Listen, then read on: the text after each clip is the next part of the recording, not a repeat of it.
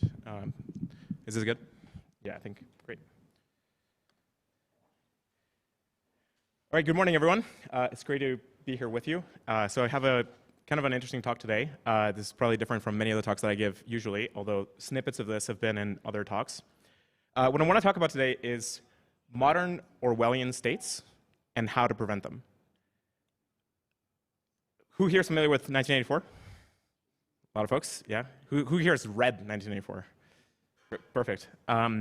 So what if we wrote 2024 today, and we thought about the technology that we have now, and tried to do what Orwell did around that time, and said, what if we deployed all of the technology that we have in this moment to try and build the world's worst Orwellian state? So that's what this talk's about. And we're going to go through these kinds of Orwellian states and what they might be able to do. We're going to go through how to prevent them. And then I'm going to talk primarily about secure communications, because that's what most of the people in this conference, in this room, are working on. And this is one of the key functions of being able to prevent this kind of problem. By the way, this is an AI-generated image. There was like a really nice lucky shot, like very early, like only took like 1 or 2 prompts to get to this. So GPT's thinking about it too. So a quick definition of Orwellian states. Think of a draconian level of propaganda, surveillance, disinformation, denial of truth, and manipulation of the past, and so on. I think at the time, the level of surveillance that you could have was rate limited by just humans being able to monitor things like radio frequencies, and people didn't have the degree of recording or computational power that we have now. So in a sense, kind of the original Orwell perspective was very, very tame in comparison to the surveillance you can have now. So today, like, what's changed since then? First of all, the most important thing is we have this enormous telecommunications network that has been this huge gift to all of humanity, enabling us to talk to everybody around the world and coordinate and cooperate in ways that are kind of magical to our ancestors. At the same time, though, that same telecommunications network has cameras all the time, microphones, GPS tracking, all kinds of, you do most of your interactions through them. So most of humanity is now pouring all of its interactions through this same telecommunications network. And that's a great choke point for a would-be Orwellian state creator. Also, another major thread is the rise of AI. This means we can do massive scale data analysis. Nowadays, we have enough computing power to do it real time. We can do automated systems control, so you can have systems that are responding to situations real time. And you could even have behavioral ML models for all humans on the planet. So imagine that you have a digital counterpart that is predicting your every move, your every action, based on everything that you've said. And an Orwellian state creator would be able to use that to coordinate what the appropriate response would be to any human. And that's using existing systems today. Now, the last couple of years have seen this set of breakthroughs around the latest transformers. And so that means that now we have the ability to kind of generate massive amounts of content. And so that means that all the propaganda stuff gets dramatically easier. It means that all of the kind of disinformation gets easier. It means also that summarization of vast troves of data gets dramatically easier. So no longer are you rate limited by humans trying to parse lots of complex data. You can probably just feed most of it to transformers and figure it out. And this is only current AI systems.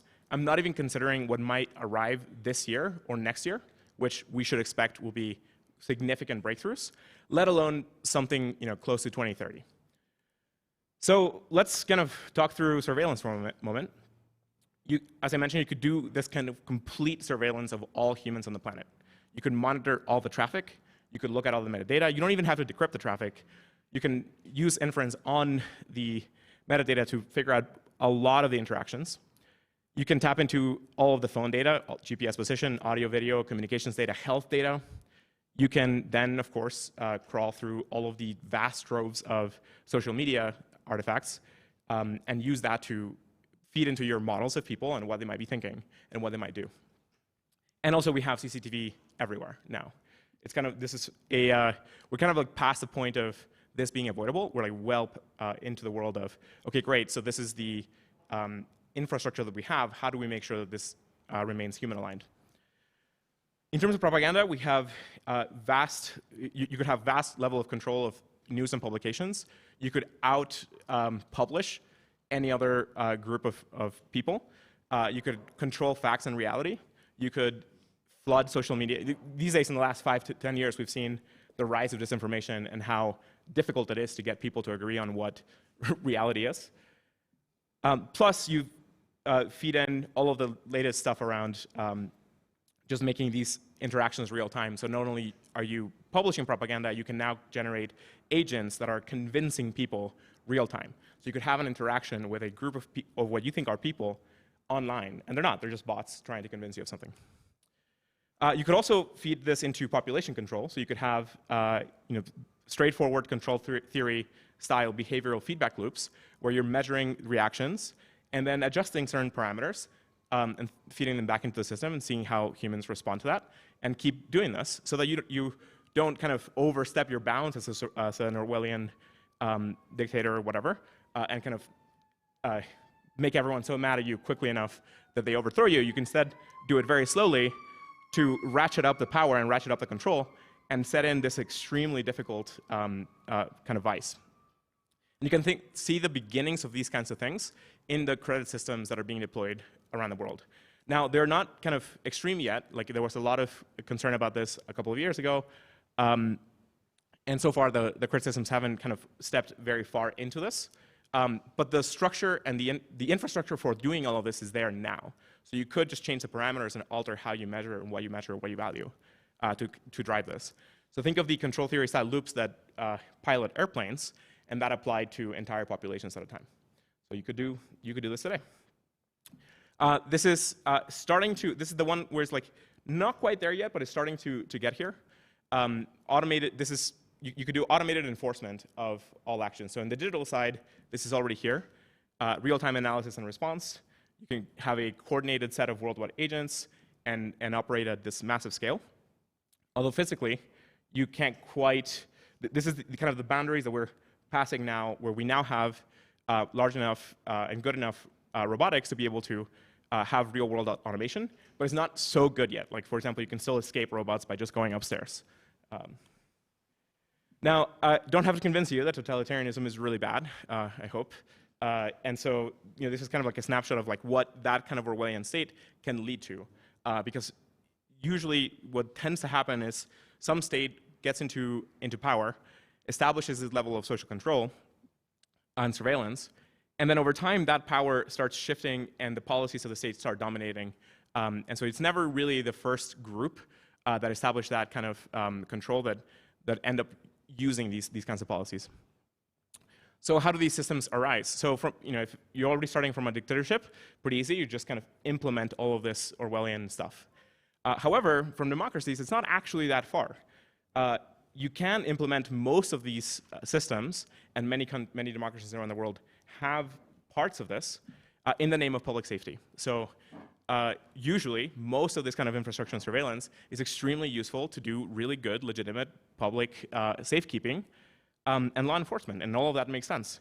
However, the problem is that once you build it, you've built this apparatus that somebody can inherit. So that means eventually some bad-intentioned administration inherits those powers, takes over control, and then can start ratcheting up the control of what these systems give you.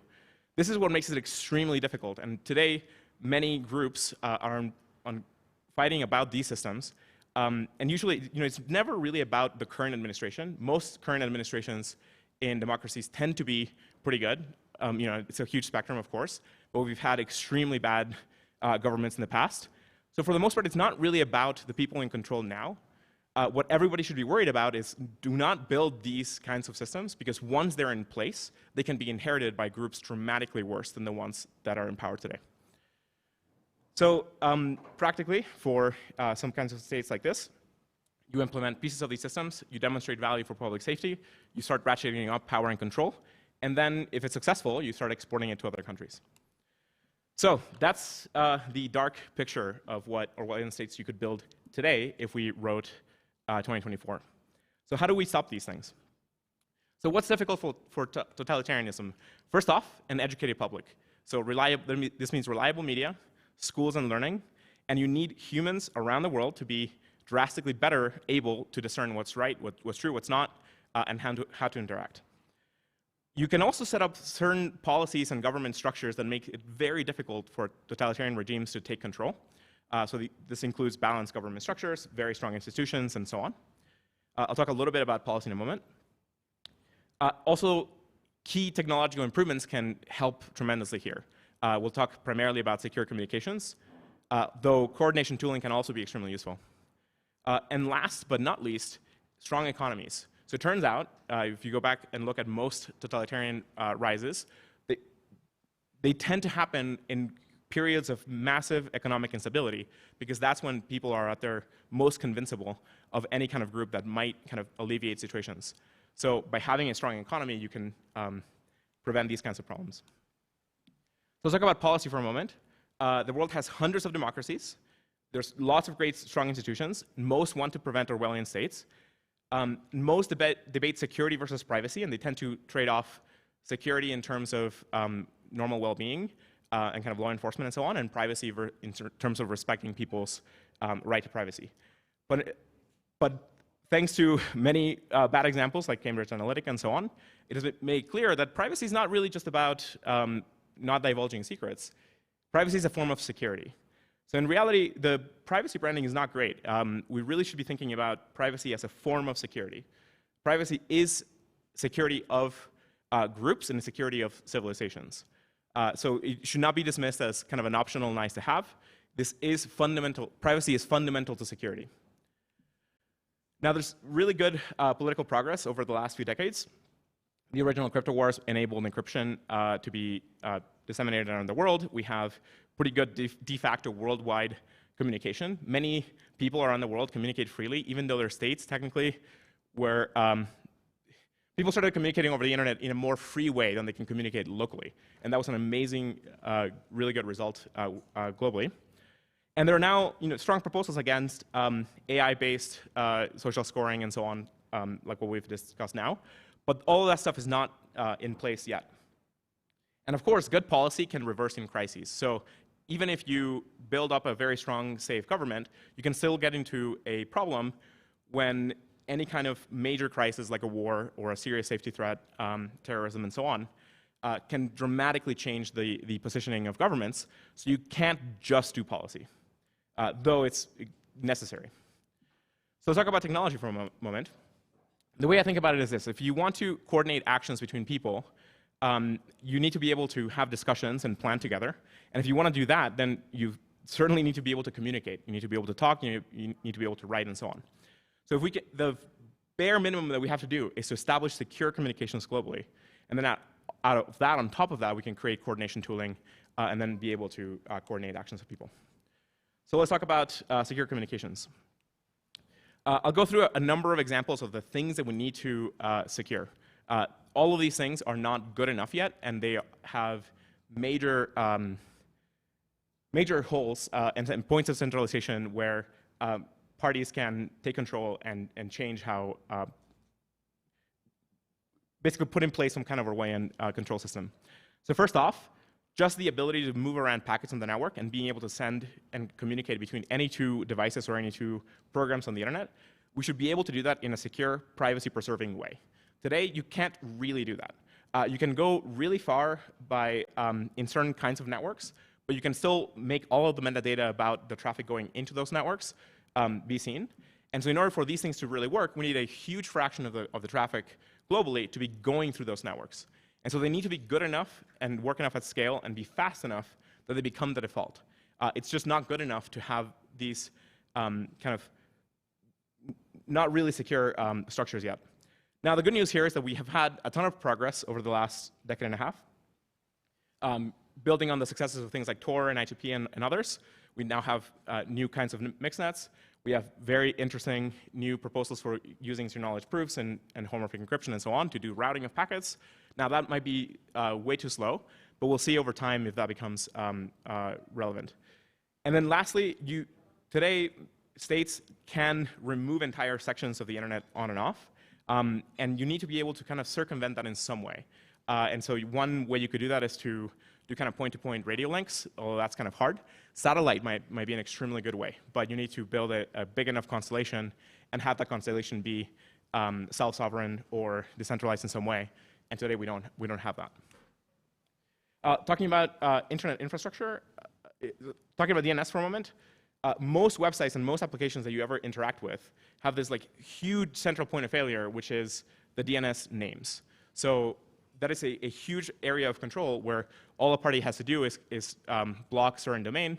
And because DNS is just such a useful, easy to use, successful system, it becomes a linchpin problem where you could have a super decentralized system and you have some critical part of the install path that requires some DNS resolution, and then suddenly the whole thing doesn't work. And so we really need to get to a point where we have proper decentralized naming. And good news here is that we have had a ton of progress. So we now have good blockchain decentralized naming systems, things like ENS, unstoppable domains, Handshake, and so on. But we need to be able to use these by default on browsers and operating systems. So today, all of these still ride on the normal DNS resolution pathways, and all of those are breakable. The CA system. So today, the CA system is kind of there's been a lot of improvements, but it's still very messy, and you can still kind of fake a lot of certificates, and you can give certificates without full transparency and so on. So we really need to upgrade the structure to create a much more resilient system where you can see all of the certificates that are being issued, and you have a transparent way of certifying that something was generated correctly. And ideally, you should be able to have a certificate authority that lives on a blockchain that isn't actually run by any party, and just automatically can sign certain names based on. So you can link this with this kind of system, and you can now get to like a properly secure point-to-point interaction using the current standards, but build it entirely on a blockchain system. Then after that, you need to be able to move around websites and web apps. This is the area where we've been mostly focused, being able to move around entire bundles of content. So things like entire websites, entire mobile apps, and so on, move them around as a huge content bundle, and be able to content address it, make it independent of DNS, and so on. This is how the Cannell referendum signaled polling locations to folks using this, and that was like an example of testing this. Now, in that example, the DNS site got hijacked, both the original polling site and the IPFS gateway got blocked, but you could use standard IPFS protocols to then circumvent that and access it. However, a more sophisticated attacker could have just blocked all the routes, could have started doing packet inspection, and so on. So we're still like nowhere out of the woods. You also need to upgrade browsers. You need to be able to have all of these browsers and systems be able to use these protocols to hook into these new upgraded DNS certificate authorities and so on. And the app stores are this other choke point where, thankfully in Android you can have these other app stores that you can hook into and install your own applications, but you can't do that in iOS at all. And who knows if those would remain open in any kind of like major threat area. So again, in any kind of crisis, you end up in a position where all of this kind of stuff may be rolled back. So I encourage you to think about like just enabling basic communication applications. So think of one-to-one private conversations, one-to-many broadcasts, many-to-one, meaning reading lots of information, many-to-many, group chats and forums, and enabling all of these to be privacy preserving. And that means reader and writer privacy, and the ability to not detect that activity is happening. So think of email, messenger, large group chats, forums, and so on. On top of that, you can start building more complex coordination applications like economies, payments, contracts, and so on, organizations like DAOs, DACs, and whatnot. And one other major problem is hardware. So today, we have a very small number of vendors. Phones are extremely hard to make, and our demands for that kind of product are so high that it's extremely difficult to see some kind of privacy-oriented system emerging. We might have some systems that we might have some providers that could generate some devices that have some other kind of form factor that doesn't try to do everything a phone does, or we could try to get all of these vendors to sort of commit to strong requirements around global censorship resistance, and resistance to manipulation, and so on. However, all of these corporations can be coerced by various states. There's a ton of R&D that we need to do. And there's some really new, interesting tech frontiers that we will talk about today around zero-knowledge proofs, MPC, FHE, and so on, that could be used for these systems. Last but not least, an innovation cycle is key to all of this. So not only do you have to build a technology, you have to get the funding required to fund all of these operations. So having an innovation cycle where you can build applications, make them successful in markets, generate revenues, and take those revenues to fund more of this R&D and development is a key component of making this successful. So it's not, you can't just go and work, because if you aren't successful in the market, you're not going to be able to hire enough people to build all this stuff. So overall, we've had a lot of progress, and so we're in a much better position today than we were 5 years ago, 10 years ago, 20 years ago, but we have a long way to go before we can be Orwellian proof, just given the current technologies. So good luck with all of this. Let's work on this together. I think that though this feels hard and scary, it's very achievable. We just have to be focused on achieving certain specific goals. Let's focus on securing communications. Let's get to point-to-point interactions totally in a reader and writer privacy sort of way. And then on top of that, we can bootstrap all of the other kinds of applications. Thanks very much, and have a great summit.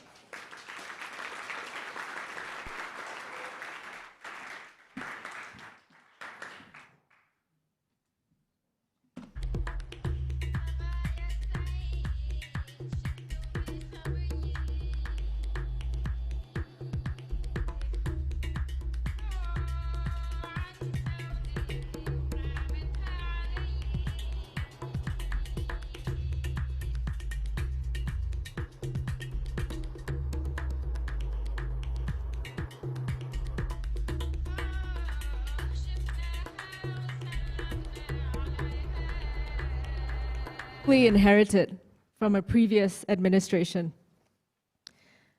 All right, we are actually about ready to get into the meat of today with panels and more keynotes. But before that, I am going to do a very quick overview of the UPA, the Universal Privacy Alliance, so you can learn more about what we do. And if you represent a project and would like to join, please do approach us afterward. All right, on this slide, we have basically all the projects that are currently involved with the UPA. We're still very nascent, so a lot of things are changing. We're trying to recruit more members to join us. We're actually a little bit tight on time today, so I'm just going to read out some of these names.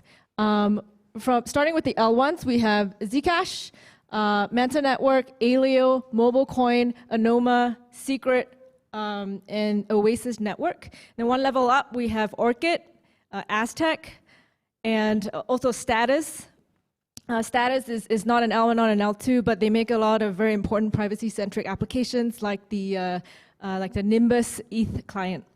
And then underneath all this, on the network privacy layer, we have NIM, currently the only project I know of working at this level. All right.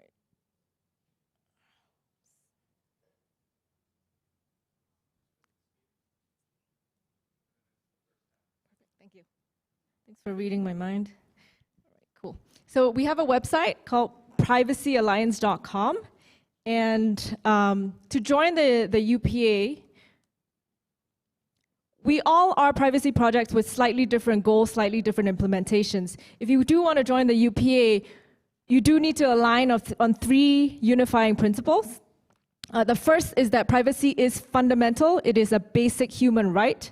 The second is that privacy tools are normal. We're in an age where oftentimes when I talk about privacy with my friends, the first thing they say is, what do you have to hide? Why do you want to keep these things private? But what we at the Alliance want to do is to change the narrative into one where we say, privacy is normal, surveillance is not. And then finally, privacy by design, privacy by default. It should not be difficult for people to opt out of tracking. And ideally, people opt into tracking in exchange for something else, instead of having to jump over many hoops, to jump through many hoops in order to opt out of tracking. So these are our 3 unifying principles. Now, the overall goal of the UPA is to combine our resources, our financial and our intellectual resources, in order to fight, to be able to keep building privacy technology. For those of you who are familiar with the history of this, the US government some decades ago fought so hard and relentlessly to keep encryption out of the hands of the public. It was through very obstinate individuals, among them Diffie and Hellman, who some of you have worked with their work. They kept doing math. And today what we're doing together as the UPA is to fight for our right to keep on doing math and to build the tools for people to live freely. To that end, the main actions that we commit to undertake together are firstly to set up a legal fund in order to pool our resources. We're spending a lot of duplicated efforts at various venues of the world trying to fight to do our work. And also we will work together to educate and advocate for privacy. For example, at our launch event in Bogota last year, we invited Edward Snowden to deliver a keynote, and we helped educate a whole room full of people about the importance of privacy and the things that was running through his mind as we observe the world around us today. And then finally, we will work together to make public statements. So when Tornado Cash happened last year, we didn't have such an alliance. So some groups put out statements, some groups did not. We didn't present a unified front. And presenting a unified front is how we win some of these very difficult debates. So if you do have any interest in joining the UPA, please reach out to any of us later on, or we do have a sign-up form as well on privacyalliance.com. All right. So that concludes my introduction to the UPA. We're going to move into our first panel. Can my panelists please come up? The first panel is called How to Build with Privacy First and Make Privacy Scalable. We'll have Chris, John, somebody from Aztec, Linda, Kenny, and Travis.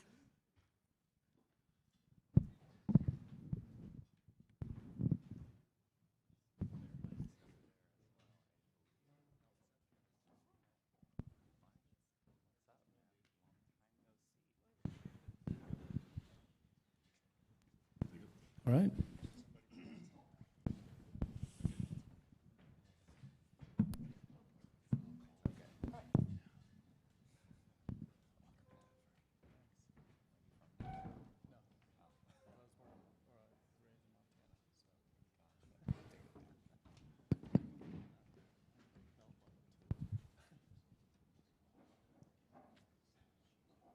Okay, cool. So welcome, everybody. We have a panel of 5 different people representing 5 of some of the leading privacy projects. Very excited to start digging in.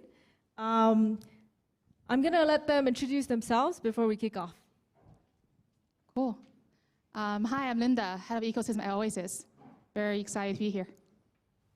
Hi, I'm Chris Beck. I'm a principal engineer at Mobilecoin. I was primarily responsible for the design and implementation of Mobilecoin Fog, which is a privacy-preserving system for mobile devices to get their balances without cloud servers being able to figure out who was paid and who received which transactions. Hi, I'm Kenny. I'm one of the co-founders of Manta Network, and I'm specifically focused on the operations side. Hi, I'm Travis Cannell. I'm from Orchid, and I run product and marketing for them. And Orchid is a bandwidth marketplace that has a VPN running on top of it. Hey, I'm Bruno. I run ecosystem partnerships for Aztec. We have a product live on Ethereum L1 today that lets you interact with L1 DeFi protocols completely privately. And we also are developing a zero-knowledge domain-specific language called Noir. Awesome. Thanks, everyone. Let us start by trying to understand our title. What does it mean to build privacy first? If any of you have a comment, please volunteer yourself. And I think I'm going to start off with Chris. I would say that building for privacy first means that you think about privacy from day one. You don't think of it as something where you do it later and where you do it later and sort of kick the can down the road. When I think of okay, I mean I don't want to give examples of people who kick the can down the road, but you can tell when a project like has to change a whole lot of things because it turns out there are big privacy problems. Building in privacy from day one means that you're thinking about privacy and also how it impacts scalability, because private services are often very difficult to scale, or it can become a lot more complicated, because if you know who is downloading what, or if you know who is doing, or if you want to make a system where you can't know who is downloading what, let's say, then that's going to change a lot about how the system can work and how data can flow in the system. It just means that you're building for a future where everything is working, where the privacy is working, and you're scaling to lots of users and building something that's useful and going to change the world. Like that you have that kind of a vision from day one. Yeah, I think something Chris said there that resonates with me is, like, ultimately, at least for Aztec and some of the other projects up here, we're building open source infrastructure. The point is to give developers the tools to, is this thing still working? The point is to give developers the tools to build whatever they want using, at least for Aztec, our open source infrastructure. And so it has to be privacy first. If you kick the privacy can down the road, then that infrastructure becomes difficult to build with, difficult to reason about, difficult to incorporate, and you end up actually missing the point of building this open source infrastructure for developers to, just use easily. If they can't use it easily, if the DevX isn't good, if the UX for building with your open source infrastructure isn't good, it is really hard to get that adoption and to get people to treat privacy as the first class citizen. And so people just end up taking the shortcut and not actually using privacy preserving tools. Yeah, and also, if I sound a little shaky, it's not because I'm nervous, I'm just a little cold. But I think another aspect, I think this might have been something that John had brought up previously at maybe the first UPA event that I thought like really resonated with me, is like, what are the implications of privacy first, especially in a world where privacy applications are secondary to the actual infrastructure, right? You get this sort of selection bias where you have these narratives that we have today, which is, hey, privacy is only used by, bad actors, money launderers, et cetera, et cetera. The reason is because, or one of the reasons is because the entry barrier for using privacy tools is so complicated. Maybe it's a financial barrier, right? Because you're generating a zero-knowledge proof directly through the browser, and the gas fee is already like $100, $200, right? And so $100, $200 already cuts out a majority of users who just want to use privacy for a Uniswap transaction that is $20, right? So that is sort of a selection bias. And then another one is the user experience, right? It's something where if it takes you 5 extra steps in order to enable privacy for whatever use case you're trying to go for, then you need 5 times as much of a need for that privacy than just like, oh, you know what, I could just generate another wallet address and try to not link that to my identity, right? And I think people are going the let's generate another wallet address way rather than let's use privacy tools way. And so the people who end up using the privacy tools kind of self-select into that pool of people who are like, oh, I really need this for some heavy financial reason. And yeah, it just kind of, That's a great point, the negative selection, the adverse selection. To be fair, it wasn't my original idea. I think John had mentioned it before. I think the panelists really elaborate pretty well about what privacy is.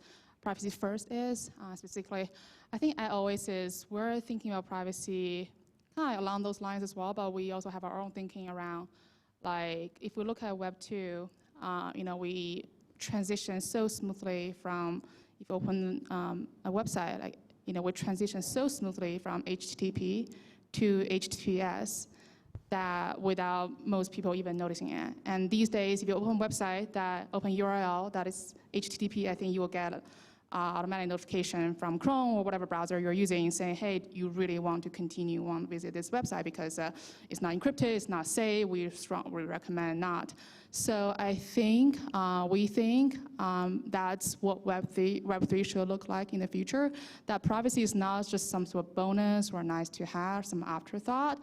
It should become a default setting, at least being able to configure, construct confidential smart contract should be in every sort of developers or every blockchain crypto developers toolkit that they should be able to use, so they can construct smart contract, be it fully public, be it fully private, completely, up to their users, whoever they're serving, up to their users' needs, versus just have what we have currently. Just because things are the way they are doesn't necessarily mean that's how things should be in the future, or that's already the most best or optimized way to do things. So so we hope that some point in the future, we're definitely trying to move towards that, be at providing this privacy solution should be every developer's toolkit. Hopefully that could become some sort of default tools everyone uses, whether or not they're building a privacy dApp or something. But they should have the flexibility as to how they construct their smart contracts. That's a great point. I think one of the challenges in privacy and integrating it into everyday tools is there's a chicken and egg problem, right? You need to first get people to care. And to get them to care, they kind of need to use tools that show them why it's a chicken and egg. It's difficult, which is why we're here to work on it. If we can double click, so I'm imagining I'm a dev in the audience, I'm a builder. Like as I start thinking about building in privacy features into my product, how do I think about what things I want to keep private? Like is it identity of my users? Is it the relationships between them? Like what exactly should I try to keep private? Like is there a ranked order of priorities? Yeah, I mean, I can take that. I think, also just kind of backing up, I'm a very product kind of marketing background, and so I was on Web 2, I was on the other side, I was a big ad buyer. So I was actually using all this data that was being collected, and it is actually pretty hard to run a marketing operation and a website and all these things. I mean, look at what happened to MailChimp. So you have to think about who do you want privacy from? Oftentimes people jump into, I want privacy, I want like perfect privacy from all governments, which is a very tall order. But if you look at like what happened to MailChimp, I mean, now you have your email list is out there on the dark web, right? And now all your users are or people that have been interested in your website are available to almost anyone for a pretty cheap price, and they can do different things with that. Is your web server logging IP addresses right now? Like right now, is your web server logging IP addresses? Like why? Maybe save, if you really need to see geolocation, maybe have, parse that IP address into a city or a state, so you kind of know where that is from, but an IP address is just way too much information to be storing somewhere, anywhere, even if it's with AWS. That information can be subpoenaed. And then, are you using ticketing systems? Are you using, all these things kind of just grab user data and store it. And, the challenge is then, well, it's just so easy to use those things. Everybody wants the intercom. Everyone wants a Zendesk. Everyone wants like a support ticketing system. Everyone wants an email newsletter list. Everyone wants a functioning web server. But those are some of the things that I think about in Orchid outside of the product realm, but just like how you're kind of running your organization and what information then can be linked to your users, not necessarily people that are actually using your app, but just, now there's lists out there of like, people that might have visited your website and different things like that. But they're so useful. They help you sell your product better. Yeah, I mean, coming from working from Intuit on the QuickBooks brand and doing really large media buys, I saw the move to mobile because mobile, no one, everyone knew how to clear their web cookies, but no one really knows how to change their advertising ID. I think people are getting better about that, but typically when I was in that industry, basically from the beginning of the phone to the end of the phone, everything was tied back to that device ID. It never changed. No one ever changed their ad ID. And then Google was using their crazy AI stuff. But when I left into it, half of my money was going into just universal app campaigns, which is essentially a black box that you're putting money into. The only thing that humans are still really good at is creative. So the bidding, the targeting, the segmentation, all that was handled by robots. And it was creative, It's like what images and what words you're going to use to describe it and how you're going to kind of chunk that together. But ChatGPT's been doing a lot of my creative lately. I'm a Plus user. All right, anybody else have hot takes? Yeah, I could talk about that. So when you're trying to think about what things should you make private, one way that I like to think about it is that there's no one person who owns the definition of privacy or what is privacy. Privacy is kind of like a social norm, and when you're building a privacy technology, you're trying to offer a better social norm to the users. So when I think about what kinds of things should be private in a project, what I try to think about is how is this going to work from the user experience? So for example, with Signal, they communicate very clearly that when you send an end-to-end encrypted message, whatever you're typing in that text box that's going to go to your friend, no one else is going to be able to see that except your friend. And that's a message that users can understand. So it's not only important that your technology works and does what you say, it's really important that the users can understand it, that you can articulate it in a way that they can understand it and then use it correctly without thinking something will be private when it's not, because then that's how they can get burned. Telegram? Yeah, yeah. So when I think about blockchain stuff, I think the state of the art is that you should try to protect the recipient and you can try to protect the amount. There are projects that are able to make it hard for people to figure out who you are sending money to and also protect the amount that you're sending. And there are different threat models in which you can do this, and there's lots of, there's lots of different ways to think about what it means to do this. But ultimately, I try to think in terms of the user experience. If I was going to explain to my mom how to use it, what I would say is something like, whoever you type, when you send money to your friend here, whoever you fill in the to field there, that's going to be private. Only you and your friend are going to know that this happened. And you want to be able to articulate something like that and for it to be true. So that's kind of how I think about what should be private. Yeah, I think I totally agree with Chris that I think I actually want to double click on this user-centric, user-first approach. I think that should be our guiding principle in the blockchain world, in the sense that, I don't really have a specific pecking order as to which fields should be private, which fields should be public. I think it's all up to what developer wants to provide for their users. Let's say, if you want to solve some sort of front-run attack or sandwich attack or MEV problem in DeFi, you probably don't necessarily need to encrypt the receiver-sender address. You probably just want to hide some sort of trading parameters, because those users, DeFi users, some users don't necessarily care that their address being reviewed public, because that's how things are these days. But they do care that when they make a trade, they don't want other validators or some other people having bots, being scanning the network, be able to front run their trades.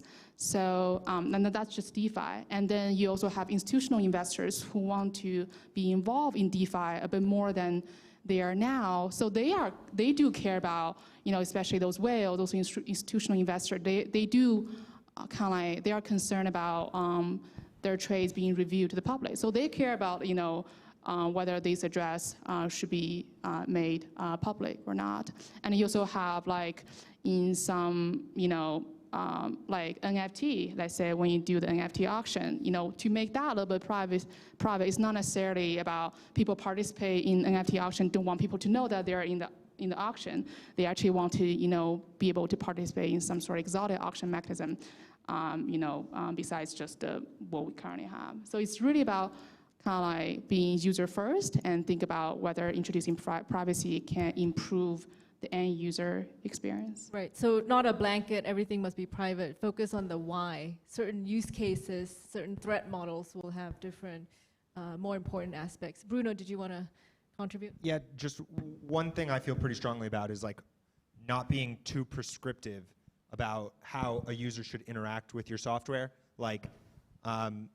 Open source developers want to come upon your project, really quickly understand what's happening, and then use that to do something with it. Like if Vitalik and the rest of the early Ethereum team would have been really prescriptive about how to build an AMM, like maybe Uniswap wouldn't have gotten built or wouldn't have gotten built like that. And so I think that's one of the challenges with open source software and with privacy specifically is like, how do you build something that's really usable, that's really easy to incorporate without being very prescriptive about how someone should be building.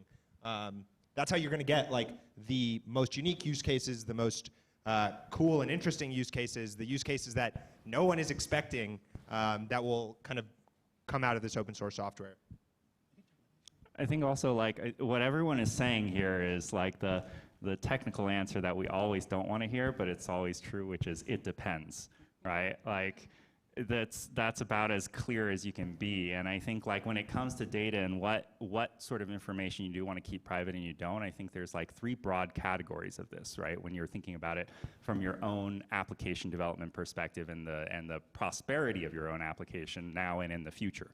The first category is that mission critical data, right? This is data that you absolutely need in order for your application to run. And I think people have touched upon this already, right? One other example is like the AMM, right? Like you can't possibly have an AMM running if you don't know how large the size of the pool is and how the ratio of the trades are going, right? So that's mission critical data. And so if you're building an AMM, you probably can't really obfuscate that information. And then the second one is data that enhances your product, right? And this is more so on like the marketing analytics side, right? Which we see where it's like, okay, where are all the top users coming from? Where are they clicking? What are they interested in? What's the feedback, et cetera, et cetera. And then the third category of data I would say is just like pseudo valuable data, right? This is data that you think is valuable, but then you end up never looking at it, right? So when you have like Google Analytics, for example, right? And you're looking at like the countries that use my application and there's like 100 rows, you probably never go past the first 10, right? So like, why do you still keep the other 90?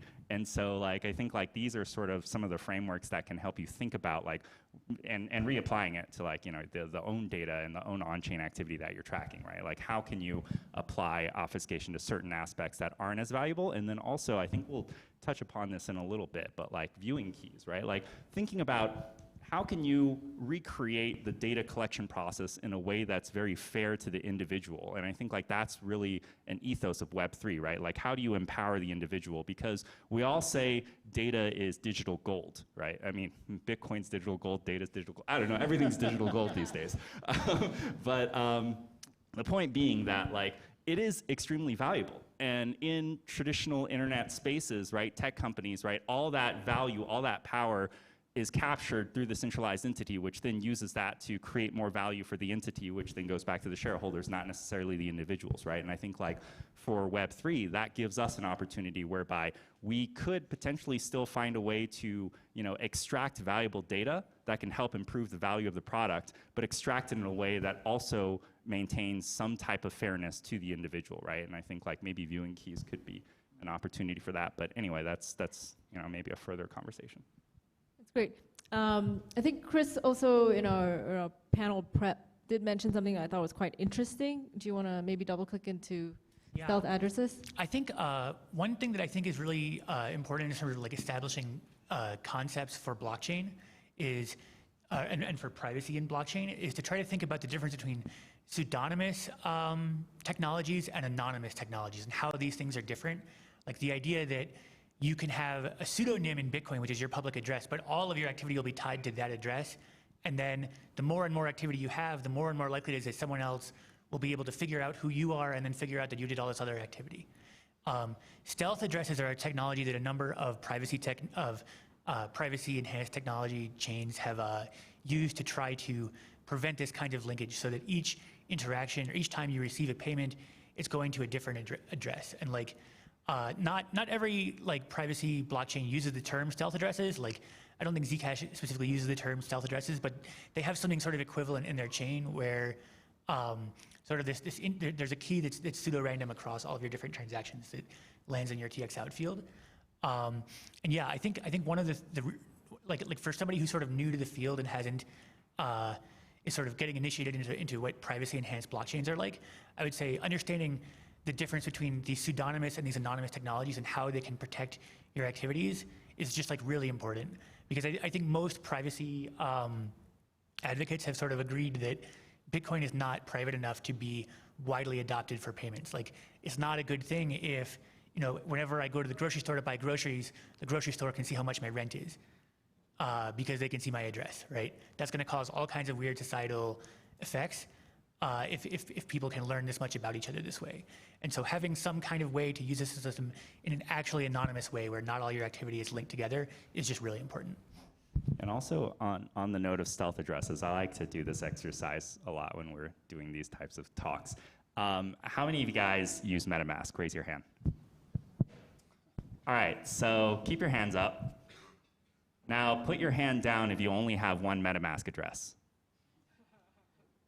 All right, so here, this highlights a point, right? I think 99% of you all kept your hands up. The point is that a public address, you're already trying to extract the value of a stealth address by proxying it, by creating multiple different wallet addresses. I'm assuming, right, that you're creating all these multiple different wallet addresses because you don't want everything linked, right? And so, like, regardless of if you think about, like, privacy or not, I think, like, in the back of our minds, right, it's already there. And so, like, the stealth addresses is just, like, a much better user experience because then you can truly have one address that can completely shield all of your transactions from varying parties so the grocer doesn't see your rent. Yeah, I think what you described is trying to build multiple identities, and it becomes really complicated to manage. Better is if at the base level you're protecting us. Are you guys ready to battle it out? So my next question is, you know, in the UPA slide there were a lot of logos. There are a lot of you, right? If I were a dev, how do I start thinking about which ones are better for me to try and work with? How do I make the trade-offs, et cetera? We can go in any order. I guess I'll go first. One thing that we're thinking about at Aztec is there is this total addressable market of developers that can actually use a lot of the privacy tools that we and other projects here are building, specifically like the zero-knowledge domain-specific languages. Many of those just require a certain type of person, a certain type of experience, a certain type of thinking. We like to say that it's sort of, many of these require a cryptography brain as well as like a regular just software developer brain. We want to make that a lot easier. We want to remove the need to have to be a cryptographer to incorporate zero knowledge into your programs. We want Noir, our ZK DSL, is highly abstracted. And the point there is that you're just a developer with some experience writing in like a Rust or something similar, and you get a similar syntax that you're comfortable with, you're familiar with. We abstract away almost all of the cryptography to make it really easy for you to incorporate this into your application. Like, if you believe zero-knowledge proofs are going to open up the door for a variety of use cases, both in a blockchain context and outside of a blockchain context, it needs to be easy for the regular software developer to incorporate them into their applications inside or outside of a blockchain context. So that's how we think about it. We want to make it as easy as possible to sort of expand the total addressable market of developers that can actually use these tools to build cool stuff with it. Great, thank you. Yeah, Orchid has an actual VPN application, so it's in the application space, which is a little bit different from, you know, developers that want to use some of our tech, and we're working on that more so we have more useful things for developers. But so we're trying to encourage more people to be a little bit more privacy conscious, use our VPN product that's built on decentralized tech. Sorry, so you're saying a user of Orchid would be able to do what?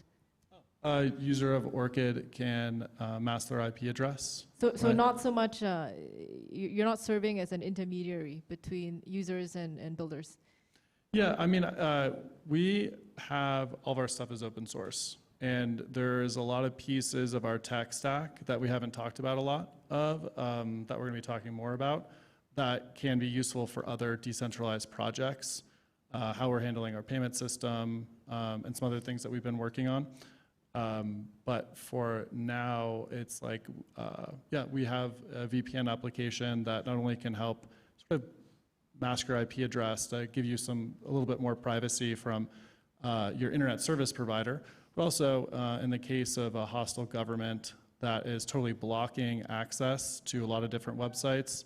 We're helping people, get access to the open internet so that they can actually use Twitter and send reports out from places like Iran.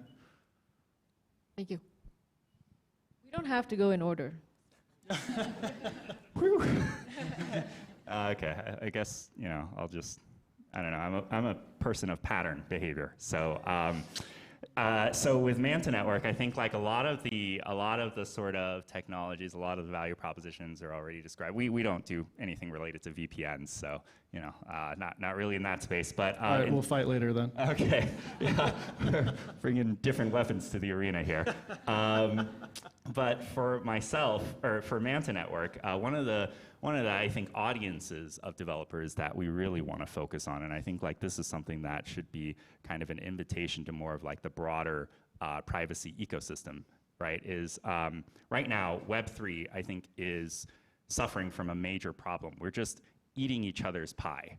And the market size is very small, and in order to bring in Web2 users, the friction is very high, even for Web3 users. Oh my gosh, you're telling me I have to switch to this layer 2 and then move my ETH to this layer 2, and then I have to wait 30 minutes and all this stuff. By the time the ETH has moved over, I've already forgotten, right? And so like the user experience, even in Web3, is pretty complicated. And so the question, right, like we all talk about better user experience, but like how?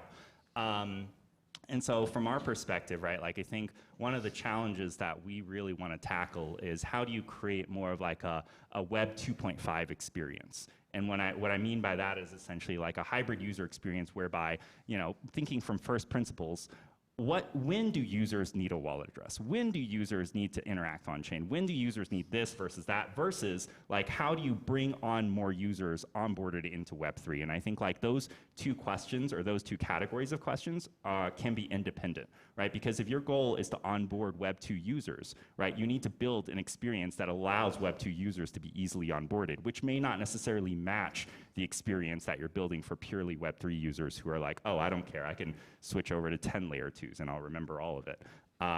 That's not me, but for us, right, like thinking about building out APIs, SDKs that can actually be used by developers who aren't really familiar with the Web3 space and having that on-chain privacy aspect connected into their application from day one, such that when users come in, right, we say, oh, everyone enters from Bitcoin or everyone enters from like a centralized exchange. Why not everyone enter from a privacy tool and they have privacy from day one, and then they say, hey, why doesn't this blockchain have the privacy requirements that I'm looking for? Instead of, oh, maybe I should go out and look for privacy. So if you are a developer who is building a mobile application, you're looking for ways to integrate into Web3, right? Like definitely check out our APIs and SDKs, and happy to talk more about it. But what exactly could we do now with Manta Network? Yeah, so we've been testing this out with a project called Moonbeam. I don't know if you guys are familiar with them or not. They're also an EVM compatible project. And from day one with Manta, what we were thinking about was like, how do you build privacy as a utility? And I think that resonates with a lot of sort of the themes that I've been kind of talking about today, which is, like we have to make it as cheap as possible so it's accessible as possible. We have to make it as much in the background as possible. And so one of the things that we're building with Moonbeam using our APIs is remote transact. So Moonbeam, developers are able to, for example, build smart contracts on Moonbeam and then use Manta Network's privacy enhancing features, for lack of a better term, remotely through Moonbeam EVM. And they can remote transact so that they can add privacy features directly through Moonbeam applications, but all the privacy functionality runs in the back end through Manta Network. And so like that's kind of the same sort of experience. Is that similar to Aztec Connect-ish? Not exactly. Frankly, I don't I'm not fully aware of what their partnership is with Moonbeam. You're just trying to spark a fire. Yeah. Yeah, but we got 5 minutes left. Yeah, the way Aztec Connect works, and I actually see several people in the crowd that are actually building applications using Aztec Connect. If anyone wants to come up after, I can introduce you to these projects, and they could talk a little bit more about their own development experience. But the way Aztec Connect works is you're basically, as a user, hiding in a crowd of other users. And so sort of to Chris's point about, I suck at pronouncing this, but pseudonymity versus anonymity. like you're sort of just hiding in a crowd. So if all of us were to deposit 1 ETH into Aztec Connect, and I wanted to do a transaction on Lido to stake my ETH, you would see that the Aztec rollup contract has settled 1 transaction on Ethereum on Lido for 1 ETH, but you won't know which of the 5 of us it was that actually did that interaction. And so it didn't sound super similar to what Kenny was describing, but I'm just not that familiar with the project to be able to say. Yeah, I think that sounds more close to like a shielded pool, right? If you think about like a UTXO model, you have transactions that are happening in that shielded pool, but you don't really know what transactions are linked to who. Yeah. Hi.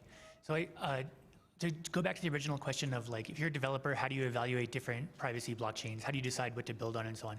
I would say one of the things that I try to do when I look at blockchain projects is try to understand what differentiates this product, what sort of niche are they going after, because there are a lot of projects, but a lot of them are actually like differentiated in sort of subtle ways, and you have to kind of read and sometimes talk to people to try to figure out why one might be better than another for a certain application. Another thing I look for is if somebody is saying that they have a privacy property, they should have a written threat model somewhere, and you should be able to read and understand, like if you're a developer, if you're a technical person, if somebody's saying that they have privacy properties, but they don't have a clear threat model, that's, in my mind, that's like sort of like a yellow flag or something. And there may be a threat model there, and you might have to talk to somebody to figure out what it is. But it's hard to build on top of something if you don't really understand exactly what the guarantees are or what the developers think that it does, like in very precise terms. I think so for Mobilecoin, for example, like our niche is that we're going after payments. We want to be the best possible way for people to pay for things using blockchain technology. And a lot of blockchains are not focused on that. Like we do not have smart contracts. We're not super interested in doing that right now because it's not required for building the best possible user experience for private blockchain payments. Yeah, I think like for Mobilecoin, we don't think of ourselves as competing with a lot of these other projects. We're largely competing with like credit cards, I would say. Interesting. Thank you. Cool. Yeah, so at Oasis, our positioning has been pretty clear, to the developer community out there. We provide the privacy layer for Web3. And we start with EVM, Solidity, because that is the biggest developer group out there in the blockchain industry. But we're not stopping at Solidity. We have WebAssembly, Rust, also on the roadmap, and then soon to be released on mainnet for everyone to use. But in terms of providing confidentiality to Solidity developers, as well to all the dApps building on EVM, so Oasis, we're currently using trust execution environment. I think there's going to be a panel, probably 2 panels after this, that is specifically talking about the pros and cons, risks, benefits of using that technology, that privacy preserving technology. I know ZK is very hot today, and we have 2 panelists very much advocating for ZK. I personally do like ZK technology as well, but I do want to point out that all these privacy technology, whether that is secure hardware or ZK or full homomorphic encryption, those are not mutually strictly exclusive. They can be very complementary to one another.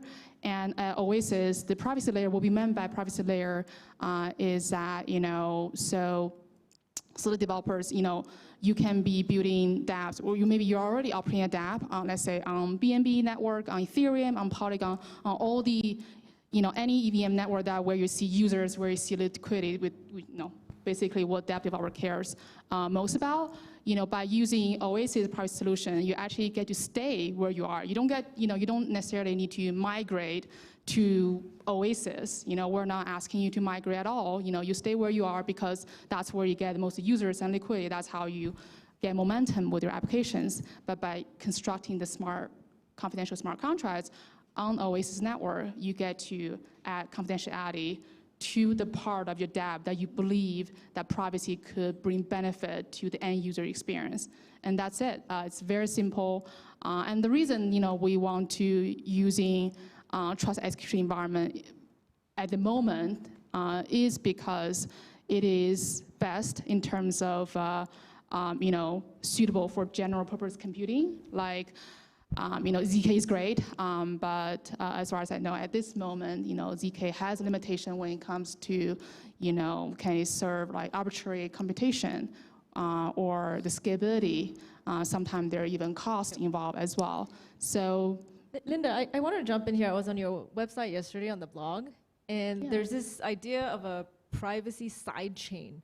Is that one of your core kind of products? Is that how? Yeah, that's the privacy layer. Okay. That's the same product. Yeah. Kenny, is that similar-ish to what you described, or not so much? I don't know. I didn't read the blog. All right, cool.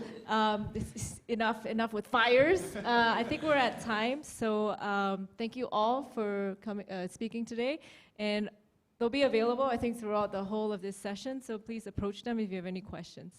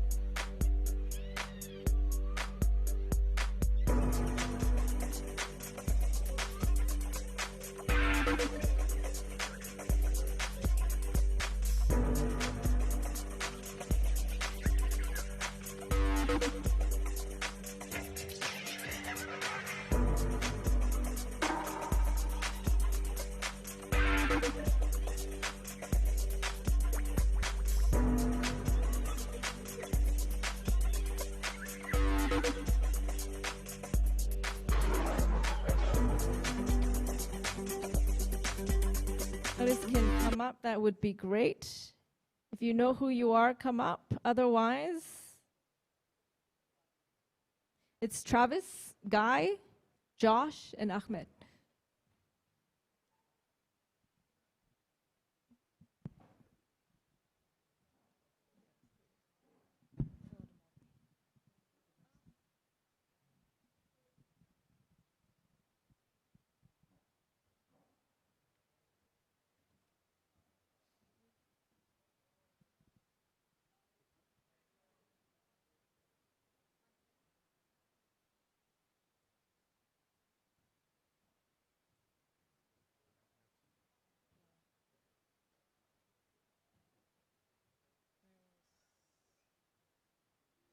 Where is Guy and Travis?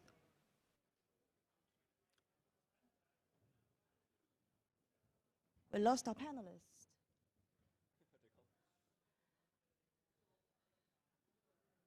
Anyone from Secret around? Travis, Guy. Sound like a mother.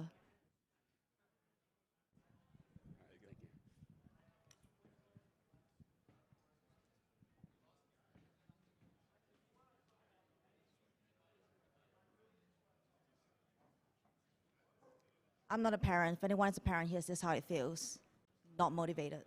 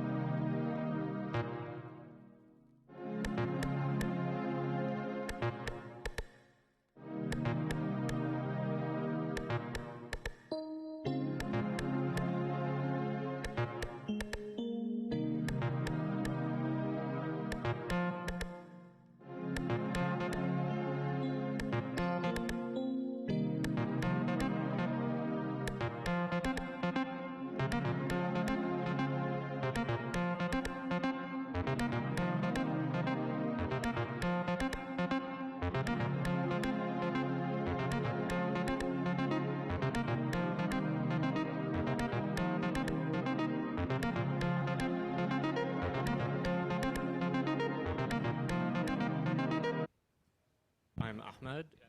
I am the General Counsel of NIM. I'm Josh Swihart. I had growth at the Electric Coin Company, and we invented and support we support Zcash. Ladies and gentlemen, this is how to beat surveillance capitalism and reclaim your privacy. It is past 5 at my side of the world in Europe, so I think we could actually advocate for a drinking game. Water, of course, we need hydration. Each time I say the word surveillance capitalism, it is going to come up quite a lot. Cheers. Don't judge me for it. So, all right, let's start off. Privacy is usually associated with negative scenarios or only used as necessary. Given the level of surveillance capitalism and the impact on our digital lives, it seems that it should actually be viewed even more negatively.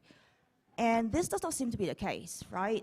People object, but nothing happens. You know, we joke about how our mobile phones are listening to us, you know, and social media ads popping up based on our words and even our thoughts. But society hasn't fully revolted, saying this is not okay. So how are enterprises actually getting away with it? Are we actually rationalizing the situation with resigned cynicism, or are we swayed by the propaganda that this is actually technological inevitability? Maybe you can hear from Guy and Josh. Yeah, sure. So, well, I guess, you know, you touch on cynicism. I think the fact that people are being a bit cynic about it, like, we don't control our data, or this whole thing is messed up, you know, we're pregnant, about to have a baby, we're being targeted with diaper ads and all that. So I think those things are actually positive in the sense that that kind of like bottom-up bubbling up is always like a prelude, in my opinion, to a revolution. Now, look, like the public is decentralized. It's like hard to get, it's hard to reach a threshold where like the majority of the people just rise up and do something.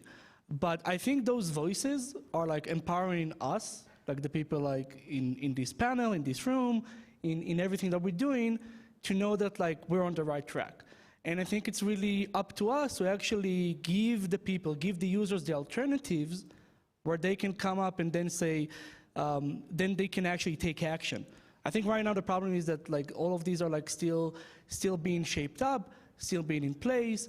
But you know, just if you look at this panel between like Zcash working on private payments, private monetary policy, between Orchid working on private communication, Secret working on private computation, like eventually those technologies are going to reach some critical mass, and we will be able to build better alternatives. And with those better alternatives, I think that's where the revolution happens. Like I don't think this is the kind of revolution that we see people like storming the gates or something.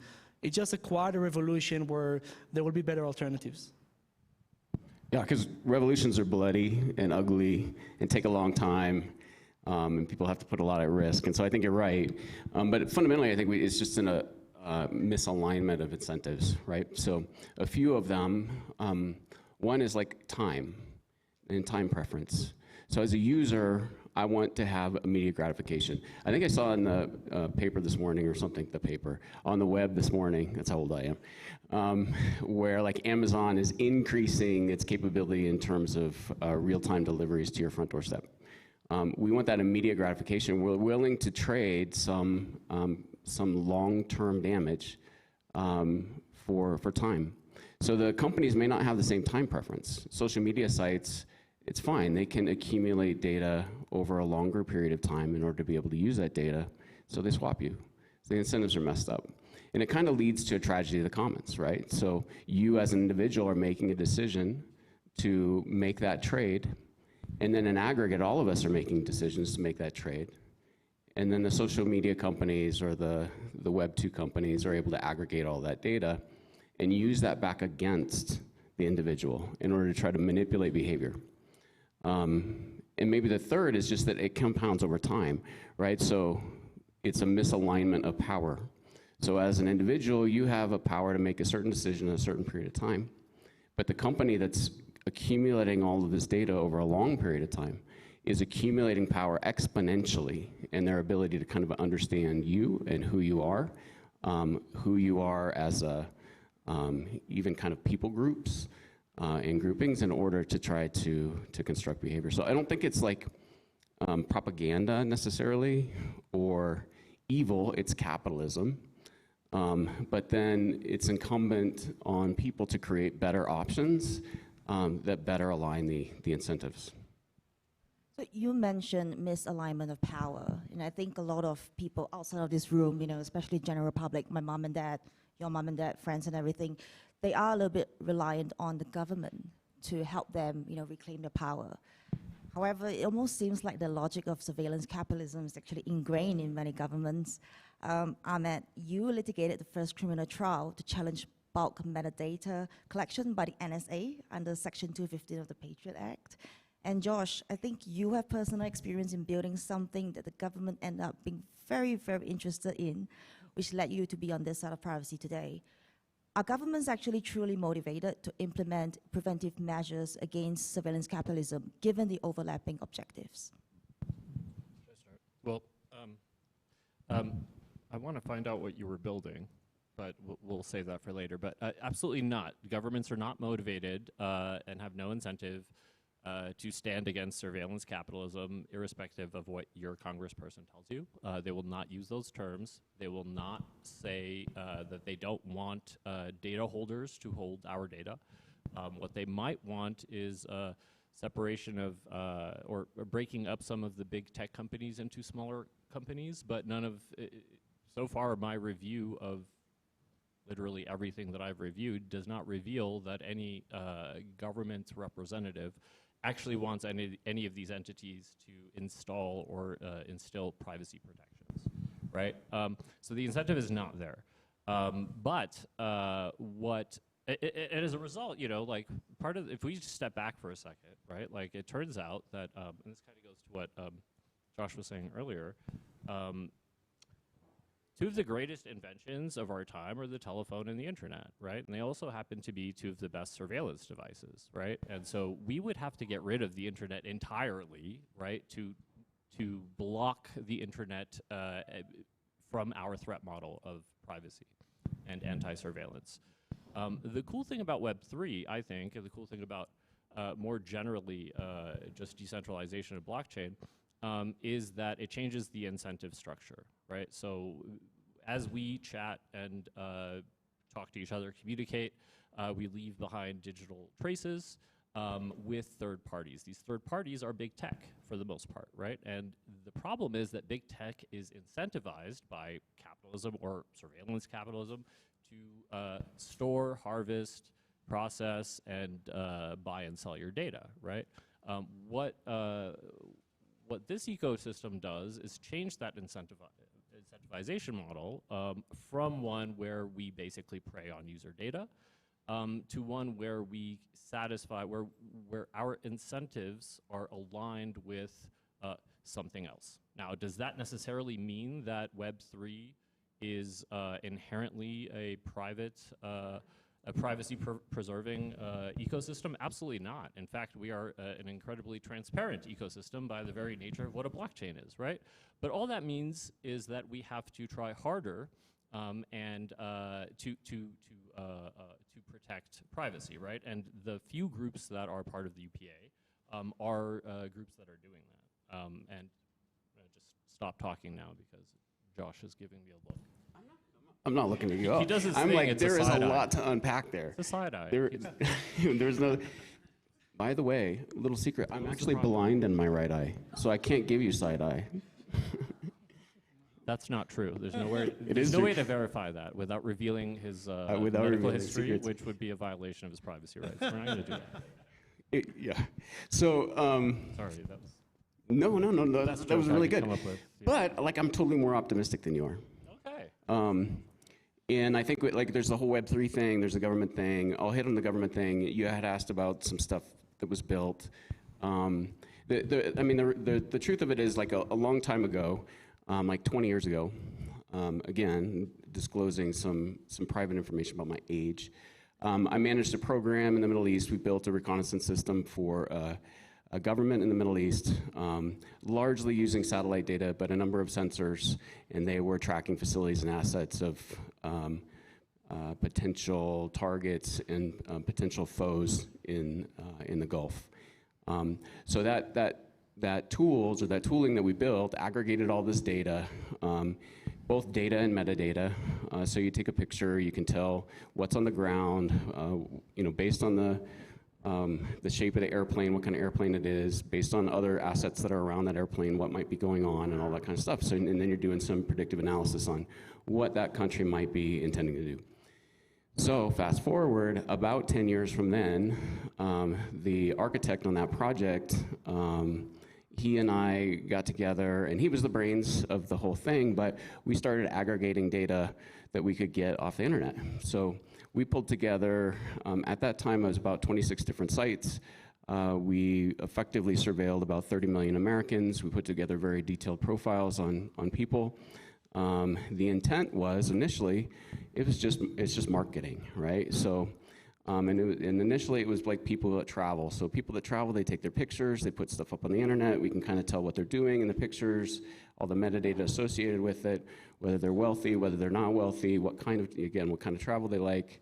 And it started getting a little creepy. In fact, my business partner wrote up a utility or an internal tool called the Creepy Crawler that allowed you to type in somebody's name, and it pulled up a full kind of set of information about who they were, where they lived, again, like likely how much money they had, because you can tell things like that based upon your home purchase is a public record. Most people do it in their own name. So we know how much your home is worth. Your car records are public record. You can get that information. Where you work, everybody puts that stuff on LinkedIn. It's publicly available, so we know where you got your education, what companies you're working for. We know generally what people make because they report through things like Glassdoor, what they've made for a particular role at a given organization. We can put together a lot of detail about people. We started with advertising, we moved to predicting how good people were at their jobs, with the goal of trying to align freelancers with companies, and how much those companies should pay those freelancers based on how good they are at their jobs. And we got contacted by a government contractor, and the government contractor wanted to know, can I use this system to determine somebody's political bias? Because we find that certain types of people do better at our organization than other types of people. This was all pre-Cambridge Analytica. We shut it down at that point. We didn't want to have access to the data. We didn't want to be asked for the data. We're pretty concerned. So when Cambridge Analytica came out, it was no kind of big surprise, and that was just one data source. But that's what we're working on. But the reason I'm more optimistic is because we have found people, like in the US government, for example, on the Hill, who are advocates for privacy and for the rights of US citizens, who have fought against things like the Patriot Act, who have been vocal opponents of things like BSA in places where there's overreach. I do think that we can get there with a combination of the right incentives and some of the right people in some of those roles. I see that more on the Hill. I don't see that as much on the regulatory side, because on the regulatory side, people are going to use the tools that they have available. And there's no doubt that all the three-letter agencies have relationships with social media companies and that kind of thing, and are also mining that data. I don't know if any of you were concerned, but I'm glad I wasn't on US soil 20 years ago. You might need to text your mom and dad about that. All right, let me veer away from government before Josh actually gives me a look, in case DC is actually watching this. Let's talk about Google, our favorite topic, right? You know, back then it was lauded for its technological prowess and for being extremely innovative. I remember being excited about Google. You know, when somebody said to me, Google it, I said, what is that? What was I using then? Yahoo? I can't even remember. But we all should be aware that it actually largely pioneered surveillance capitalism. It was so revolutionary, it actually brought forth a whole generation of specialist ad tech companies. I should know, I think it was one of the first unicorns companies in French tech, was actually Criteo, which is an ad tech, huge ad tech company. Today it is deemed as a big bad tech company, you know, as we actually realize how bad the situation is. And I think it is the worst that it has ever been. So, Travis, you moved from Web 2 and, you know, using all our data and, you know, loving it, to Web 3. Has surveillance capitalism actually reached saturation point? Or will the advent of Web 3 companies innovate it further, causing even more danger to us as a society? Yeah, I think we're not there yet. Obviously, Google is a juggernaut, spinning off tons of cash, and it's not even clear what a lot of the employees do there. But they try new stuff, they're trying to innovate, and they have this massive cash cow that they've developed over time. You know, when I was working on the QuickBooks brand, we were using, I did a lot of work in ad tech and looking at ad tech technologies. We used a company called Kochava to do all of our mobile ad tracking. And so that's like you always want a kind of third party to arbitrate between the different places you're buying ads to tell you when a user purchases from you, you know, was that a Facebook ad they saw? Was that LinkedIn ad? Was it a Google ad? And you know, it's of course tracking immense amounts of information about all these different users and pulling it into a central place, a third-party place where they're storing it on their servers. And I was there when Kochava announced their Exchange platform, which was their ad buying platform play, and it was shocking. Like, the executives at QuickBooks were scared, they were nervous, they had no idea why they were talking about blockchain. And you know, I think that they are still working on that, but they are first they're first this kind of tracking platform that is then trying to back their way into a Web3 ad network that's somewhat privacy preserving. I think there's other plays out there that have tried to dabble in that space, but I think it's going to be pretty hard to unseat the Web 2 platforms.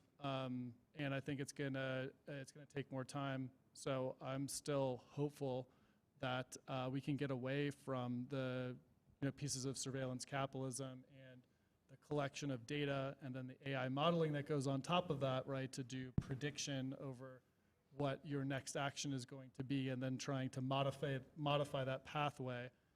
Google is really good at that. I heard that they have a pre-search team, which sounds very sci-fi and scary. When you sit down at that prompt, they have a reasonable chance of guessing what you're going to search before you even search it. And if you think about that, that is pretty scary. Guy, given what you did in your time at MIT and then Enigma and then now being founder of Secret Network, I think you have a lot to say about this. Yeah, so I mean, I'll actually start with a bit more optimistic view. I mean, it does go back to incentives, I think, and until I think a few years ago, there were not really big incentives for big corporations like Google and others to change the ways. I think that is slightly shifting, not enough, it's like baby steps. But like whether it's regulation, whether it's Web3, whether it's like all these privacy-enhancing technologies that were sci-fi until a decade ago, but are actually becoming realistic and practical in these days, even companies like Google are putting a lot of research and then turning that into production effort into privacy-preserving technologies. So, and I do think this whole privacy-preserving, confidential computing, whatever you want to call it, movement goes bigger than just Web3. It goes back to Web2. But I think Web3 just has let's say, we have the best chance and most likelihood to basically steer those big companies in the right direction, because without that, they're not incentivized to do it. But I do want to show a little bit more optimism on that front. With that said, like, I don't think we can wait around. Like, I think, look, big corporation at the end of the day, they need to take care of their shareholders. That's like their primary concern. And even even if these were like at some point 20, 30 years ago, like great startups, where people had a lot of, let's say, good intentions in mind, like the famous Google "Do No Evil," which kind of went away. Then it's it's reasonable from their incentive maximization, profit maximization, to do what's best for their shareholders. And sometimes, in many cases, that does not align with privacy. And I think what we as Web3 should do to Google is kind of like what OpenAI is doing to Google right now with GPT. So Google, Facebook, all of that, they always kept their models. Like they started to give the algorithms, like public, like TensorFlow, all that, but they never gave the model. They never gave the actual source. They definitely never gave the data, and it's a good thing that they didn't give the data. But now that, like, you've seen with AI, like with Facebook releasing the model in open source, and it's almost like a race to the bottom to make these more public goods and common goods, that's what we as Web3 should do. We should kind of force their hands by giving better alternatives or better technologies so that they would be forced to kind of correct their ways or kind of see the light in some form. I mean, that's my belief. So you mentioned incentives. So obviously surveillance capitalism, capitalism. So it's driven by profit-making incentives, right? So the crypto industry has seen the emergence of token economics. So I'm going to be very careful when saying token because my general counsel here gets on high alert we every don't time. mention the token. Yeah, we don't mention the token. We don't mention the token price. We don't say the word moon. Got to be careful. All right. Apparently, we can't use emojis too, right? Yeah, no, apparently not. So can tokenization offer alternative ownership and business models to surveillance capitalism? All right, General Counsel, go ahead. Okay, so I think in theory, yes, absolutely, and that's the kind of cool thing about Web3 is that there is theoretically a different incentive structure while maintaining, being a capitalist, right? Because we're not going to change that unless you guys want to change that. Meet me outside later. We can talk about which protest we're going to. But if we're going to, if we're not changing capitalism, we need to find some other incentive structure, right? And that's what tokenization might do. I don't know. I have other comments. I'll just wait to make the other comments. But the short answer is yes. I think absolutely yes.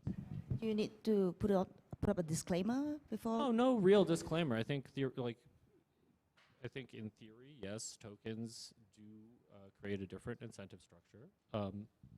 Absolutely. Travis? Yeah, I mean, getting back to Google and maybe some positive things to think about. So, I mean, I think ChatGPT has shaken Google to its core. I don't know if you guys use Google. I do. I wanted to learn about, foundations a little while ago. I'm searching about foundations. I have to go through like 10 different websites. I got ads popping up. I got all this JavaScript running. I start talking to ChatGPT about foundations, and suddenly I know everything. And it's just going back and forth. It's telling me all this information that I want to look up. And what's great is it's not like I can load a website and pay it 10 millipennies. Hey, Mr. Website, I love what you're doing. I want to pay for your server costs. I want to give you some profit. Here's 10 millipennies. Can't do it. They have to have this totally backwards ad mechanism. It's kind of like the internet was sort of built and then it got moved in this weird direction because the business models didn't work and you could only send people, 25 cents and then the credit card company would charge you 25 cents. You can't send small payments. So you have to kind of do this whole ad model. And I think that they're, looking at the positive side, not even from the Web3 space, these incumbents can be disrupted and there's going to be a lot of opportunity for us to come in with new business models and new ways of transaction. And I think that, really small payments could be our way out. Just shifting direction of this discussion a little bit, maybe touching back onto government and regulation.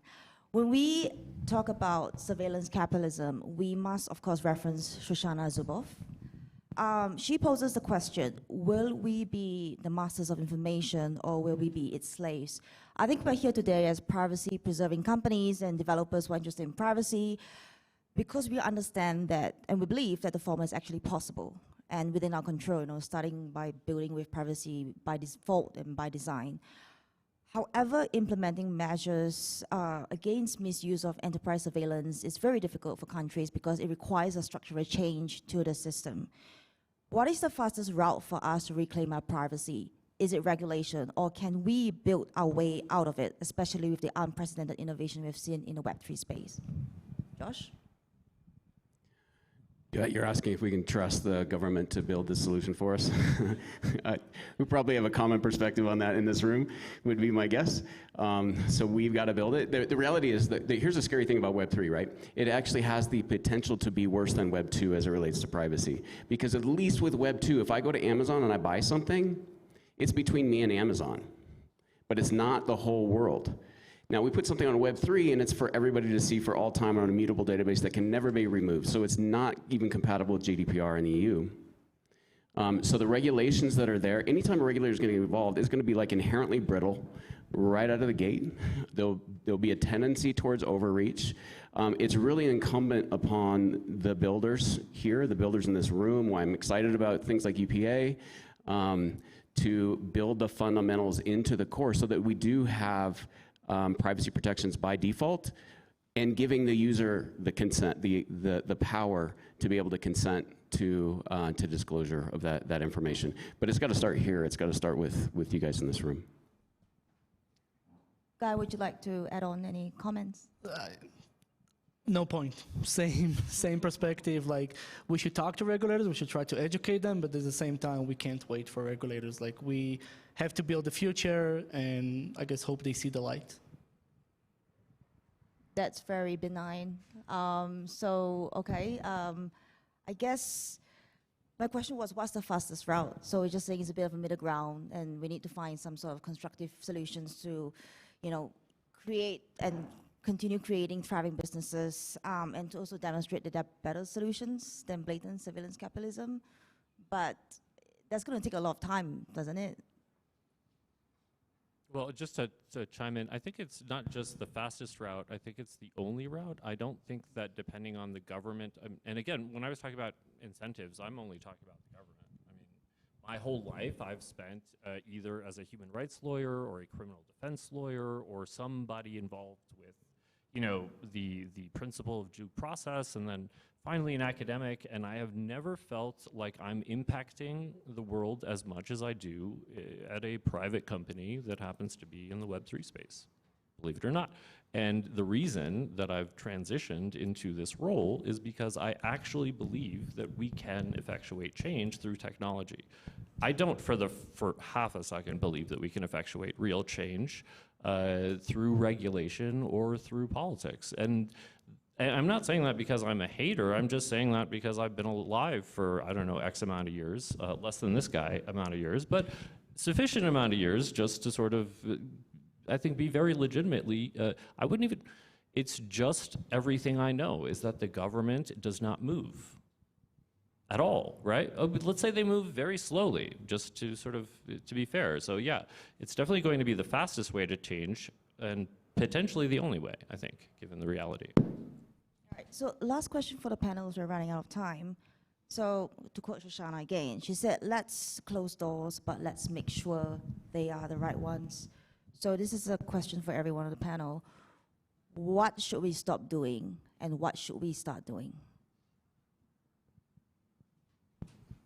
That was a surprise question. They were not prepped for this. Sure, I can take that. I mean, you know, as developers and builders, delete more stuff, don't store stuff. That's a simple one. And I think that the regulation one is tough.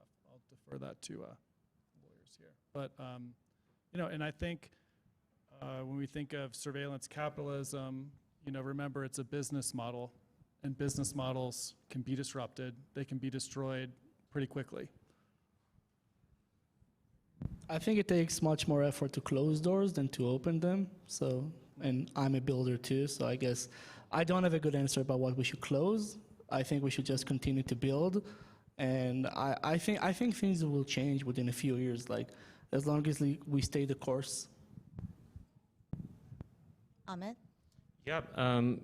More privacy by default, less surveillance capitalism, and that is a legally compliant answer. Like, we should stop being so defeatist. Like, I said it on some other kind of panel where we were talking about, like, why does nobody care about privacy, and it's total bunk. People do, like, in the economics are changing. You see, like, Apple's campaigns and really, because they have a different economic model, right? They have a different incentive structure. They want you to buy little power adapters for every phone. So they can make money off of that. They don't have to make money off your data. So, like, build different incentive structures. If you really care about this, I think that's what it's going to take to do. Those are the doors. The other thing is just keep the doors open. So it's important that we have conversations with regulators and policymakers so that they don't make rash, bad decisions. Shut the doors that are impossible then to open, so we don't have situations like BSA or things like that where it's like impossible to get that thing switched. Because once a regulation is in place, it's really, really difficult to change course. So we need to keep those doors open, keep minds open while we're building faster than the regulators can move.